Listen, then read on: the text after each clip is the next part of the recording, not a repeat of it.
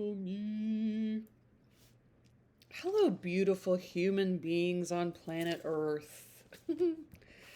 Today, on this day, we are reading Emma. And that's what I do on this channel.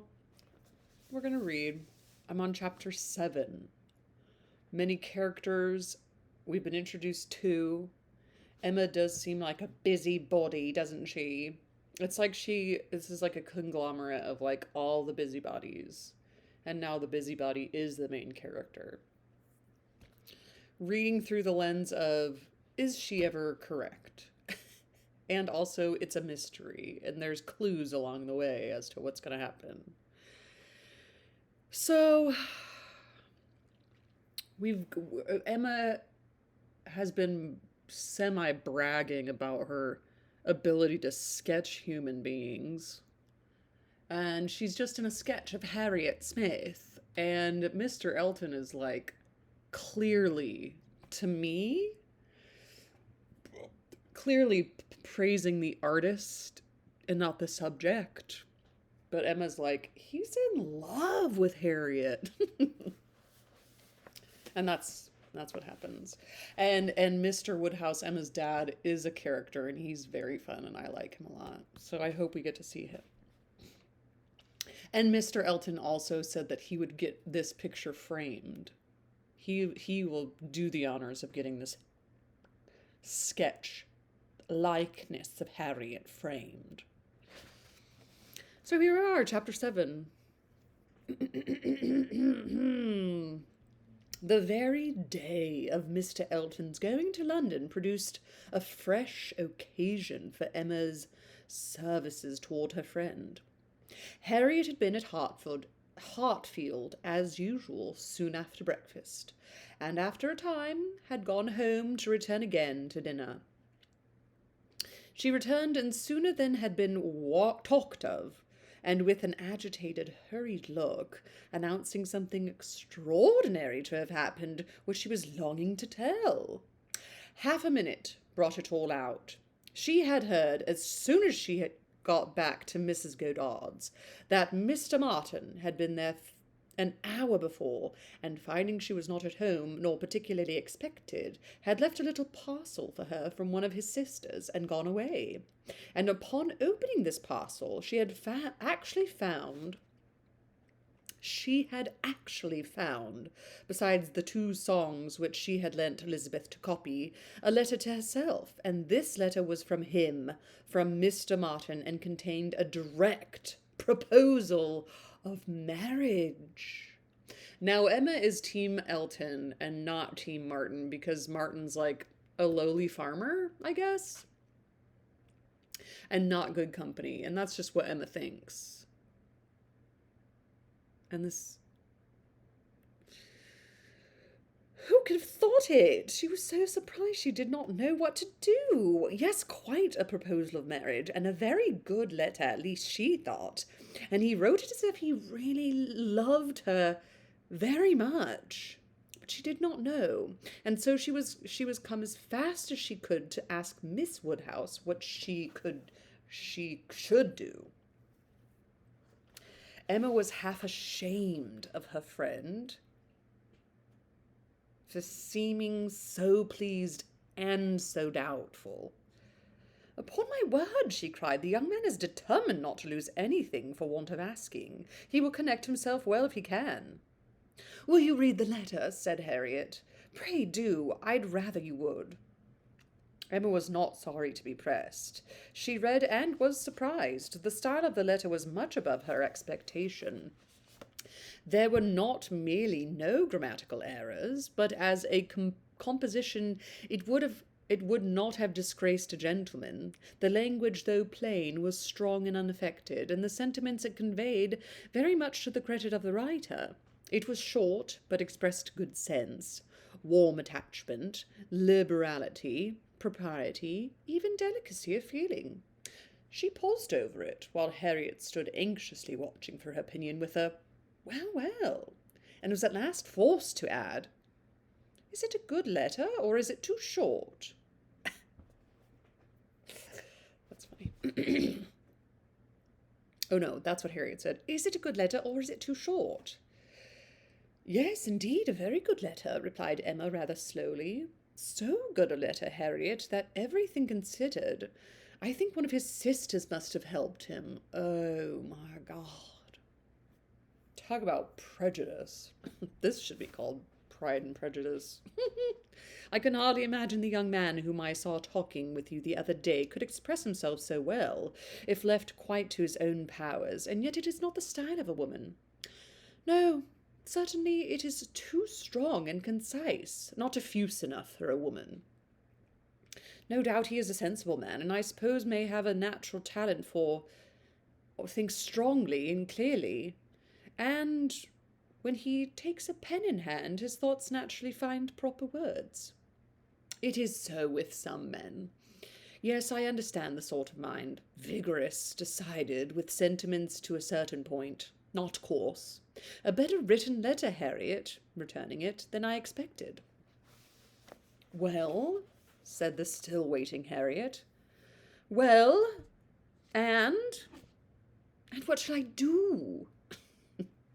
What shall you do? In what respect? Do you mean with regard to this letter? Yes. But what are you in doubt of? You must answer it, of course, and speedily. Yes, but what shall I say? Dear Miss Woodhouse, do advise me. Oh, no, no. The letter had much better be all your own. You will express yourself very properly, I'm sure. There is no danger of your not being unintelligible, which is the first thing. Your meaning must be unequivocal. No doubts or demurs.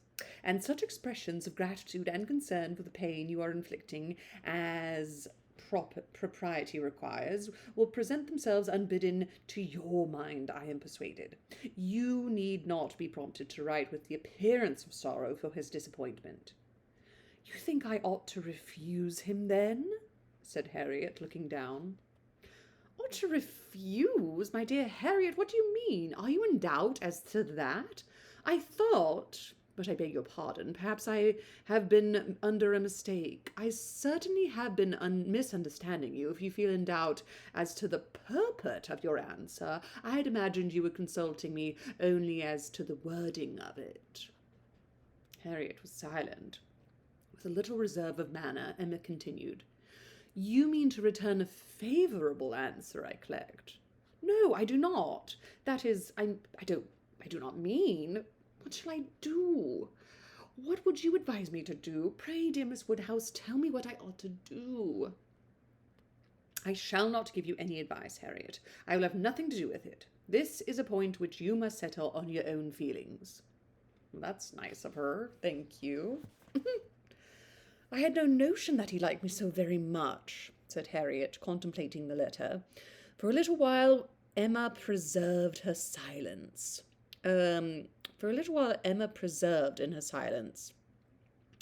But beginning to apprehend the bewitching flattery of that letter might be too powerful, she thought it best to say, I lay it down as a general rule, Harriet, that if a woman doubts as to whether she should accept a man or not, she certainly ought to refuse him. If she can hesitate as to say yes, she ought to say no directly. It is not a state to be safely entered into with doubtful feelings, with half a heart. I thought it my duty as a friend, and older than yourself, to say thus much to you. But do not imagine that I want to influence you.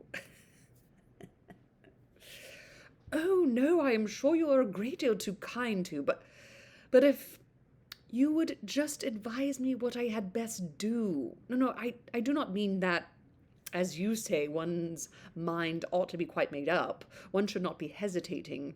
It is a very serious thing. It will not be safer to say no, perhaps. Oh, it will be safer to say no, perhaps. Do you think I had better say no? Not for the world, said Emma, smiling graciously. Would I advise you either way? You must be the best judge of your own happiness. If you prefer Mr. Martin to every other person, if you think him the most agreeable man you have ever been in company with, why should you hesitate? You blush, Harriet.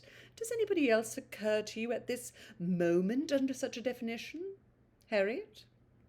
Harriet, do not deceive yourself. Do not be run away with by gratitude and compassion. At this moment, whom are you thinking of?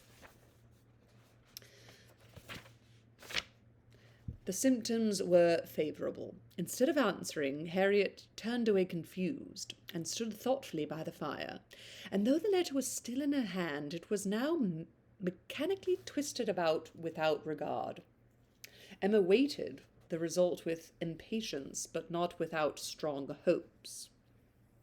At last, with some hesitation, Harriet said, "Miss Woodhouse, as you will not give me your opinion, I must do as well as I can by myself, and I have now quite determined and really almost made up my mind to refuse Mr. Martin. Do you think I am right?" "Perfectly, perfectly right, my dearest Harriet. You are doing just what you ought. While you were at all in suspense, I kept my feelings to myself, but now that you are so completely decided, I have no hesitation in approving. Dear Harriet, I give myself joy of this. It would have grieved me to lose your acquaintance, which must have been the consequence of your marrying Mr. Martin. While you were in the smallest degree wavering, I said nothing about it because I would not influence, but it would have been the loss of a friend to me. I could not have visited Mrs. Robert Martin of Abbey Mill Farm. Now I am secure of you forever." Harriet had not surmised her own danger, but the idea of it struck her forcibly. "You could not have visited me," she cried, looking aghast. "No, to be sure you could not. But I never thought of that before. That would have been too dreadful. What an escape! Dear Miss Woodhouse, I would not give up the pleasure and honour of being intimate with you for anything in the world." "Indeed, Harriet, it would have been a severe pang to lose you, but it must have been. You would have thrown yourself out of all good society. I must have given you up." How come she couldn't visit her at the farm? It's too indecent. Is it too indecent of a place for Emma to go to a farm? Okay. Dear me, how should I ever have borne it? It would have killed me never to come to Hartfield any more. Is that true that she couldn't have left the farm and that Emma couldn't have visited her? Dear affectionate creature. You banished to Abbey Mill Farm, you confined in the society of the illiterate and vulgar all your life. I wonder how the young man could have the assurance to ask it. He must have a pretty good opinion of himself. I do not think he's conceited either in general, said Harriet, her conscience opposing such censure. At least he is very good-natured, and I shall always feel much obliged to him, and have great regard for. But that is quite a different thing from, and you know, though he may like me, it does not follow that I should. And I must confess that since my visiting here I have seen people, and if one comes to compare them, person and manners, there is no comparison at all. One is so very handsome and agreeable. However, I do really think Mr. Martin a very amiable young man, and have a great opinion of him, and his being so much attached to me, and his writing such a letter. But as to leaving you, it is what I would not do upon any consideration. Thank you, my own sweet little friend. We will not be parted. A woman is not to marry a man merely because she is asked, or because he is attached to her, and can write a tolerable letter. Oh, no. And it is but a short letter, too. Emma felt the bad taste of her friend, but let it pass with a very true, and it would be a small consolation to her for the clownish manner, which might be offending her every hour of the day, to know that her husband could write a good letter. Oh, yes, very. Nobody cares for a letter. The thing is to be always happy with pleasant companions. I am quite determined to refuse him. But how shall I do? What shall I say?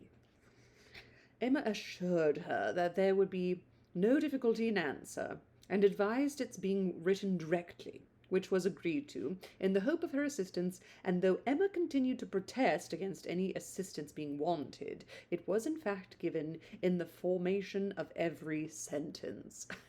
She said, I couldn't possibly help you with this letter. You should definitely say, absolutely not, thank you so much. Or just let me write it. The looking over his letter again in replying to it had such a softening tendency that it was particularly necessary to brace her up with a few decisive expressions, and she was so very much concerned at the idea of making him unhappy, and thought so much of what his mother and sisters would think and say, and was so anxious that they should not fancy her ungrateful, that Emma believed if the young man had come to her in her way at that moment, he would have been accepted after all. This letter, however, was written and sealed and sent. The business was finished, and Harriet safe. She was rather low all the evening, but Emma could allow her for her amiable regrets, and sometimes relieved them by speaking of her own affection, sometimes by bringing forward the idea of Mr. Elton. Cheeky. I shall never be invited to Abbey Mill again, was in rather a sorrowful tone. Nor if you were, could I ever bear to part with you, my Harriet. You are a great deal too necessary at Hartfield to be spared to Abbey Mill. And I am sure I should never want to go there, for I am never happy but at Hartfield. Sometime afterwards it was, I think Mrs. Goddard would be very much surprised if she knew what had happened. I am sure Miss Nash would, for Miss Nash thinks her own sister very well married, and it is only a linen draper. One should be sorry to see greater pride or refinement in the teacher of a school, Harriet. I dare say Miss Nash would envy you such an opportunity as this of being married. Even this conquest would appear valuable in her eyes. As to anything superior for you, I suppose she is quite in the dark. The attentions of a certain person can hardly be among the tittle-tattle of Highbury yet.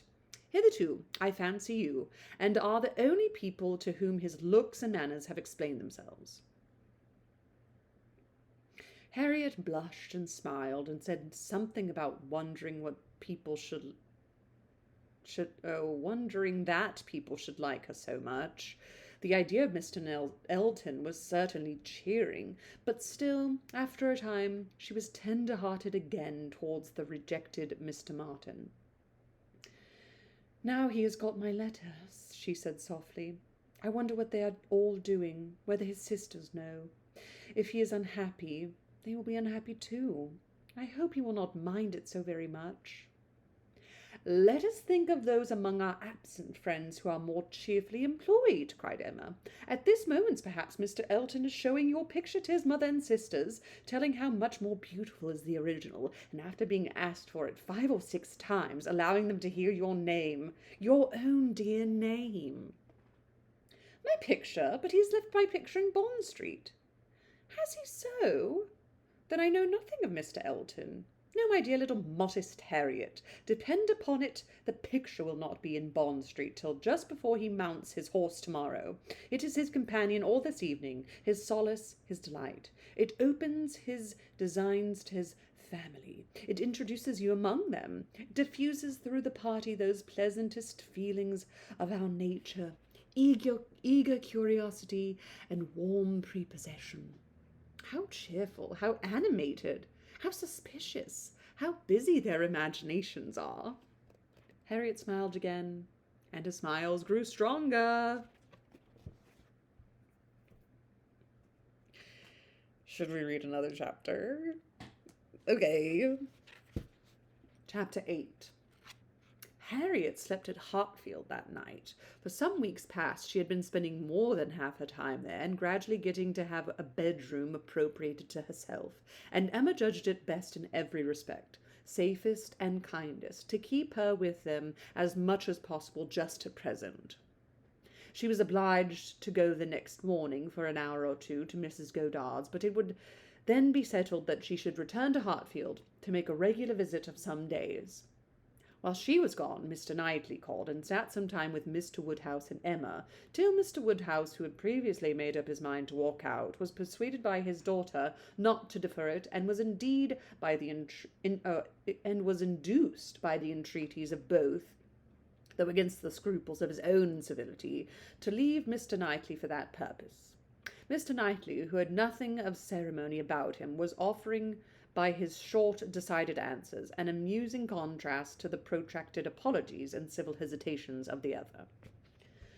"Well, I believe, if you will excuse me, Mr. Knightley, if you will not consider me as doing a very rude thing, I shall take Emma's advice and go out for a quarter of an hour. As the sun is out, I believe I had better take my 3 turns while I can. I treat you without ceremony, Mr. Knightley. We invalids think we are privileged people. My dear sir, do not make a stranger of me. I leave an excellent substitute in my daughter. Emma will be happy to entertain you, and therefore I think will beg your excuse and take my 3 turns, my winter walk. You cannot do better, sir. I will ask for the pleasure of your company, Mr. Knightley, but I am a very slow walker, and my pace would be tedious to you. And besides, you have another long walk before you to Downwell Abbey." "Thank you, sir, thank you. I am going this moment myself, and I think the sooner you go, the better. I will fetch your great coat and open the garden door for you." Mr. Woodhouse at last was off. But Mr. Knightley, instead of being immediately off likewise, sat down again, seemingly inclined for more chat. He began speaking of Harriet, and speaking of her with more voluntary praise than Emma had ever heard before. "I cannot rate her beauty as you do," said he, "but she is a pretty little creature, and I am inclined to think very well of her disposition. Her character depends upon those she is with, but in good hands she will turn out a valuable woman." "I am so glad you think so, and the good hands, I hope, may not be wanting." "Come," said he, "you are anxious for a compliment, so I will tell you that you have improved her. You have cured her of her schoolgirl's giggle. She really does you credit." "Thank you. I should be mortified indeed if I did not believe that I had been of some use. But it is not everybody who will bestow praise where there may. You do not often overpower me with it." That's fun. Overpower me with praise. "You are expecting her again, you say, this morning?" "Almost every moment. She has been gone longer already than she intended." "Something has happened to delay her, some visitors, perhaps?" "Highbury gossips, tiresome wretches." "Harriet may not consider everybody tiresome that you would." Emma knew this was too true for contradiction, and therefore said nothing. He presently added with a smile, "I do not pretend to fix on times or places, but I must tell you that I have good reason to believe your little friend will soon hear of something to her advantage." "Indeed? How so? Of what sort?" "A very serious sort, I assure you," still smiling. "Very serious? I can think of but one thing. Who is in love with her? Who makes you their confidant?" Emma was more than half in hopes of Mr. Elton's having dropped a hint. Mr. Knightley was a sort of general friend and adviser, and she knew Mr. Elton looked up to him. "I have reason to think," he replied, "that Harriet Smith will soon have an offer of marriage, and from a most unexceptionable quarter. Robert Martin is the man. Her visit to Abbey Mill this summer seems to have done his business. He is desperately in love and means to marry her." "He is very obliging," said Emma, but is he sure that Harriet means to marry him?" Well, means to make her an offer. Well, means to make her an offer, then. Will that do? He came to the Abbey 2 evenings ago on purpose to consult me about it. He knows that I have a thorough regard for him and all his family, and I believe considers me as one of his best friends. He came to ask me whether I thought it would be imprudent in him to settle so early, whether I thought her too young, in short, whether I approved his choice altogether, having some apprehension perhaps of her being considered, especially since you're making so much of her, as in a line of society above him. I was very much pleased with all that he had said. I never hear better sense from any one than Robert Martin. He always speaks to the purpose, open, straightforward, and very well judging. He told me everything, his circumstances and plans, and what they all propose doing in the event of his marriage. He's an excellent young man, both as son and brother. I had no hesitation in advising him to marry. He proved to me that he could afford it, and that being the case, I was convinced he could not do better. I praised the fair lady too, and altogether sent him away very happy. If he had ever esteemed my opinion before, he would have thought highly of me then, and I dare say left the house thinking me the best friend and counsellor man he ever had. This happened the night before last. Now, as we may fairly suppose, he would not have much time to pass before he spoke to the lady, and as he does not appear to have spoken yesterday, it is not likely that he should be at Mrs. Goddard's today, and she may be detained by a visitor without thinking him at all a tiresome wretch. Pray, Mr. Knightley, said Emma, who had been smiling to herself with a great part of the speech, how do you know that Mr. Martin did not speak yesterday? Certainly, replied he, surprised. I do not absolutely know it, but it may be inferred. Was not she the whole day with you?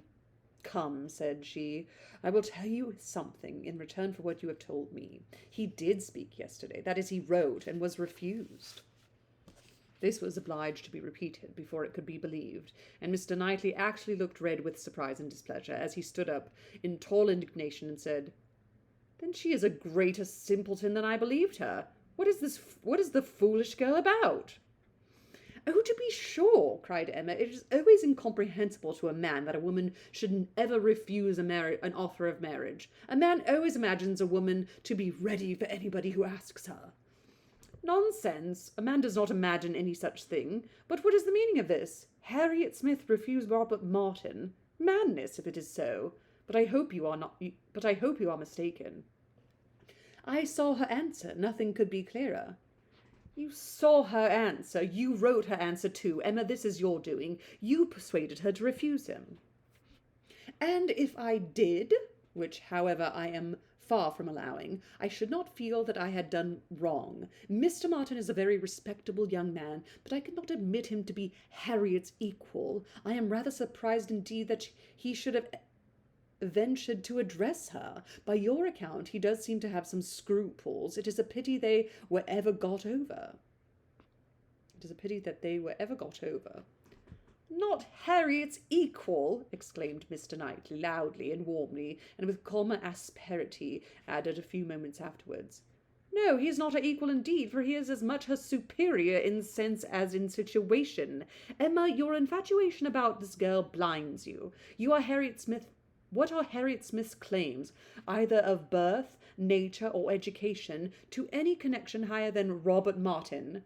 She is the natural daughter of nobody knows whom, with probably no settled provision at all, and certainly no respectable relations.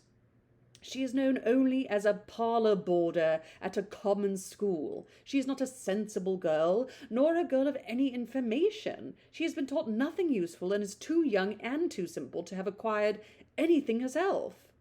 At her age, she can have no experience, and with her little wit, is not very likely to ever have any that can avail her. She is pretty, and she is good-tempered, and that is all. My only scruple in advising the match was on his account, as being beneath his deserts, and a bad connection for him. I felt that as to fortune, in all probability he might do much better, and that as to a rational companion or useful helpmate he could not do worse. But I could not reason so to a man in love, and was willing to trust to there being no harm in her, to her having that sort of disposition which in good hands like this might be easily led aright and turn out very well.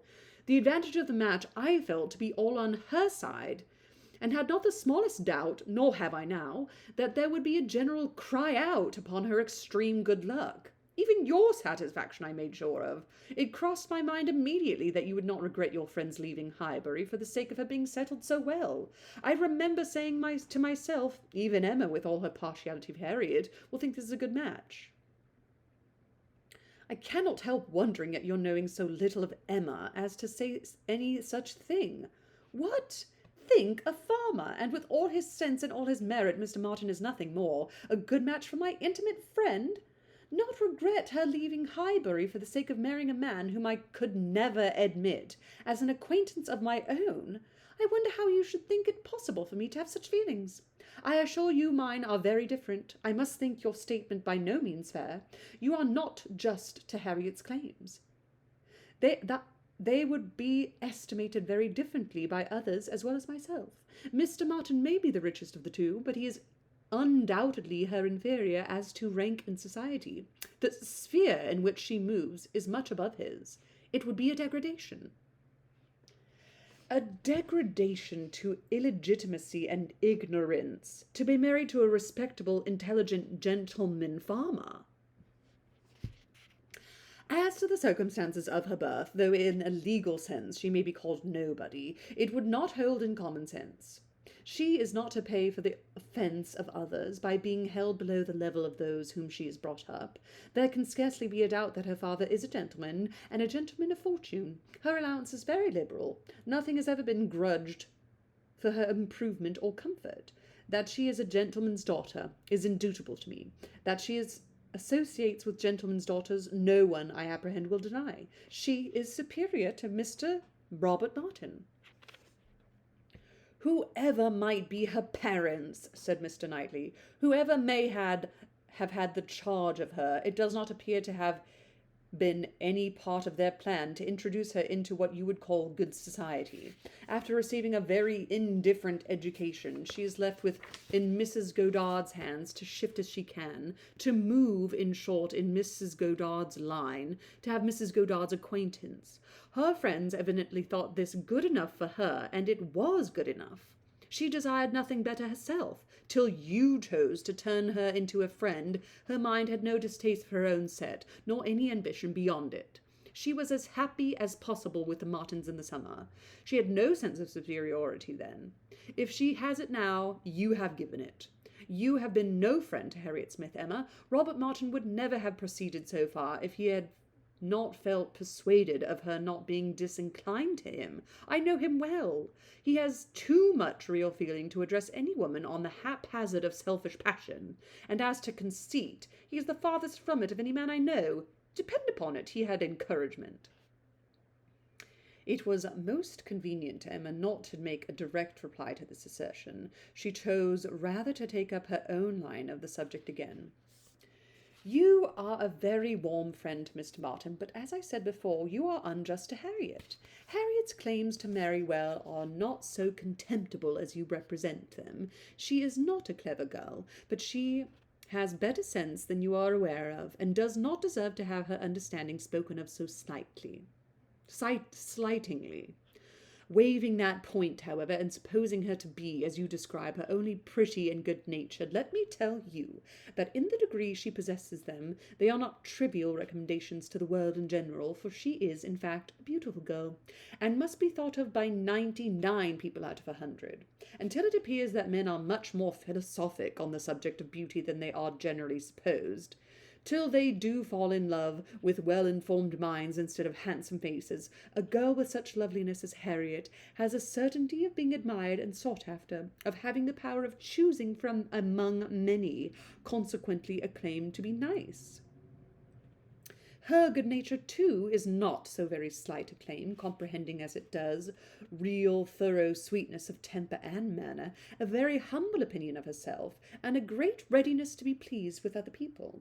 I am very much mistaken if your sex in general would not think such beauty and such temper the highest claims a woman could possess. Upon my word, Emma, to hear you abusing the reason you have is almost enough to make me think so too. Better be without sense than misapply it as you do. To be sure, she cried playfully, I know that is the feeling of you all. I know that such a girl as Harriet is exactly what every man delights in, what at once bewitches his senses and satisfies his judgment. Oh, Harriet may pick and choose. Were you yourself ever to marry, she is the very woman for you. And is she at 17 just entering into life, just beginning to be known, to be wondered at because she does not accept the first offer she receives? No. Pray let her have time to look about her. I have always thought it a very foolish intimacy, said Mr. Knightley presently, though I have kept my thoughts to myself, but I now perceive that it will be a very unfortunate one for Harriet. You will puff her up with such ideas of her own beauty, and of what she claims to, that in a little while nobody within her reach will be good enough for her. Vanity working on a weak head produces every sort of mischief. Ooh. Vanity working on a weak head produces every sort of mischief. Okay, Mr. Knightley. Nothing so easy as for a young lady to raise her expectations too high. Miss Harriet Smith may not find offers of marriage flow in so fast, though she is a very pretty girl. Men of sense, whatever you may choose to say, do not want silly wives. Men of family would not be very fond of connecting themselves with a girl of such obscurity. And most prudent men would be afraid of the inconvenience and disgrace they might be involved in when the mystery of her parentage came to be revealed. Let her marry Robert Martin, and she is safe, respectable, and happy forever. But if you encourage her to expect to marry greatly and teach her to be satisfied with nothing less than a man of consequence and large fortune, she may be a parlor boarder at Mrs. Godard's all the rest of her life. Or at least, for Harriet Smith is a girl who will marry somebody or other, till she grows desperate and is glad to catch at the old writing master's son. We think so very differently on this point, Mr. Knightley, that there can be no use in canvassing it. We shall only be making each other more angry. But as to my letting her marry Robert Martin, it is impossible. She has refused him, and so decidedly, I think, as must prevent any second application. She must abide by the evil of having refused him, whatever it may be, and as to the refusal itself, I will not pretend to say that I might not influence her. I will not pretend to say that I might not influence her a little, but I assure you there was a very little for me or for anybody to do. His appearance is so much against him, and his manners so bad, that if she ever were disposed to favour him, she is not now. I can imagine that before he had seen anybody superior, she might tolerate him. He was the brother of her friends, and he took pains to please her, and altogether, having seen nobody better, that must have been his great assistance. She might not, while she was at Abbey Mill, find him disagreeable, but the case is altered now. She knows now what gentlemen are, and nothing but a gentleman is educated and manners has a chance with Harriet. But nothing but a gentleman in education and manner has any chance with Harriet. Nonsense, errant nonsense as ever was talked, cried Mr. Knightley. Robert Martin's manners have sense, sincerity, and good humour to recommend them, and his mind has more true gentility than Harriet Smith could understand. Emma made no answer, and tried to look cheerfully unconcerned, but was really feeling uncomfortable and wanting him very much to be gone. She did not repent what she had done. She still thought herself a better judge of such a point of female right and refinement than he could be, but yet had a sort of habitual respect for his judgment in general, which made her dislike having it so loudly against her. And to have him sitting just opposite to her in an angry state was very disagreeable. Some minutes passed in this unpleasant silence, with only one attempt on Emma's side to talk of the weather, but he made no answer. He was thinking. The result of his thoughts appeared at last in these words. Robert Martin has no great loss, if he can but think so, and I hope it will not be long before he does. Your views of Harriet are best known to yourself. But as you make no secret of your love of matchmaking, it is fair to suppose that views and plans and projects you have. It is fair to suppose that views and... And as a friend, I shall just hint to you that if Elton is the man, I think it will be all labour in vain.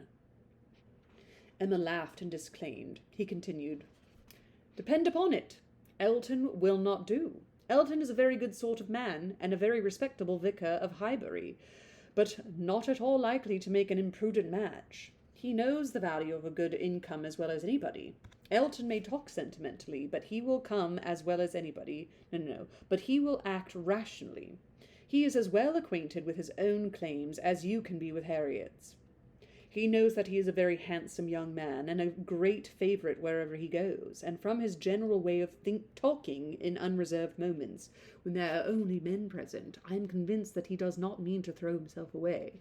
I have heard him speak with great animation of a large family of young ladies that his sisters are intimate with, who have all £20,000 apiece. I am very much obliged to you, said Emma, laughing again. If I have set my heart on Mr. Elton's marrying Harriet, it would have been very kind to open my eyes, but at present I only want to keep Harriet to myself. I have done with matchmaking indeed. I can never hope to equal my own doings at Randalls. I shall leave off while I am well. Good morning to you, said he, rising and walking off abruptly. He was very much vexed. He felt the disappointment of the young man, and was mortified to have been the means of promoting it by the sanction he had given, and the part which he was persuaded Emma had taken the affair was provoking him exceedingly. Emma remained in a state of vexation too, but there was more indistinctness in the cause of hers than in his. She did not always feel so absolutely satisfied with herself, so entirely convinced that her opinions were right and her adversaries wrong, as Mr. Knightley. He walked off in more complete self-approbation than he left for her. She was not so materially cast down, however, but that a little time and the return of Harriet were very adequate restoratives. Harriet's staying away so long was beginning to make her uneasy. The possibility of the young man's coming to Mrs. Goddard's that morning and meeting with Harriet and pleading his own cause gave alarming ideas. The dread of such a failure, after all, became the prominent uneasiness. And when Harriet appeared, and in very good spirits, and without having any such reason to give for her long absence, she felt a satisfaction which settled her own mind and convinced her that, let Mr. Knightley think or say what he would, she had done nothing which woman's friendship and woman's feelings would not justify. He had frightened her little about Mr. Elton, but when she considered that Mr. Knightley could not have observed him as she had done, neither with interest nor, she must allow to tell herself, in spite of Mr. Knightley's pretensions, with the skill of such an observer on such a question as herself, that he had spoken it hastily and in anger, she was to believe that he had rather said what he wished resentfully to be true than what he knew anything about.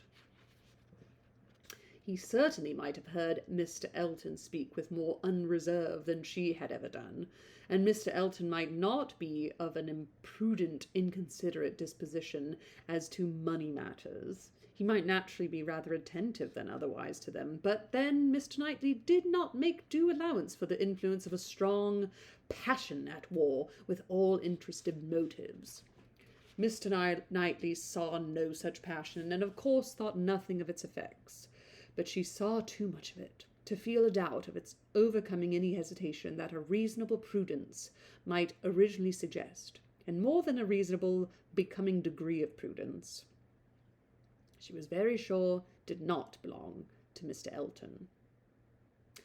Harriet's cheerful manner established hers. She came back, not to think of Mr. Martin, but to talk of Mr. Elton. Miss Nash had been telling her something, which she repeated immediately with great delight. Mr. Perry had been to Mrs. Goddard's to attend a sick child, and Miss Nash had seen him, and he had told Miss Nash that as he was coming back yesterday from Clayton Park, he had met Mr. Elton, and found to his great surprise that Mr. Elton was actually on his road to London, and not meaning to return till the morrow, though it was the whist club night, which he had never known to miss before, and Mr. Perry had remonstrated with him about it, and told him how shabby it was in him, their best player, to absent himself, and tried very much to persuade him to put off his journey for only one day, but it would not do. Mr. Elton had been determined to go on, and had said in such a very particular way indeed that he was going on business which he would not put off for any inducement of the world, and something about a very inviolable commission. enviable, God, that's such a weird word. Something about a very enviable commission and being the bearer of something exceedingly precious. Mr. Perry could not quite understand him, but he was sure there must be a lady in the case, and he told him so, and Mr. Elton only looked very conscious and smiling and rode off in great spirits. Miss Nash had told her all this, and had talked a great deal more about Mr. Elton, and said, looking very significantly at her, that she did not pretend to understand what his business might be, but she only knew that any woman whom Mr. Elliot could prefer, she should think the luckiest woman in the world, for beyond a doubt Mr. Elton had not his equal for beauty or agreeableness. Gossipy, gossipy, fun, fun, fun. Emma is not always right. And there you have it. Join me next time for chapter 9 of Emma. Such a good book so far. I think I've just felt the quality of all the 3 books so far, and the quality is coming so clearly in this that even though it feels like a high schooly gossipy book, it's like good. And that's all I have to say about it. Happy reading, everybody, and ta-ta!